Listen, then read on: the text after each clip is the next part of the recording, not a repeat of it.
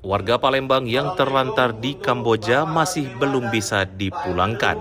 Sebanyak 15 warga Palembang yang terlantar di Kamboja belum dapat dipulangkan ke Indonesia karena dokumen masih diproses, menurut Kepala BP3MI Sumatera Selatan Wahidin Syah pada Sabtu 21 Februari. Ia menjelaskan para korban berangkat secara non-prosedural setelah tergiur tawaran kerja restoran di Malaysia, tetapi kemudian dibawa ke Thailand hingga berakhir di Kamboja. Kasus ini terungkap dari informasi viral yang kemudian diverifikasi pihaknya melalui salah satu korban bernama Farel. Hasil penelusuran menunjukkan sebagian korban tidak memegang paspor karena ditahan perusahaan, sehingga harus mengurus dokumen pengganti di perwakilan RI yang saat ini padat permohonan dari berbagai daerah. Ia menambahkan proses dokumen dapat memakan waktu 24 hari hingga 1 bulan dan jika semua syarat lengkap maka para korban akan segera dipulangkan. Untuk berita selengkapnya klik sripoku.com.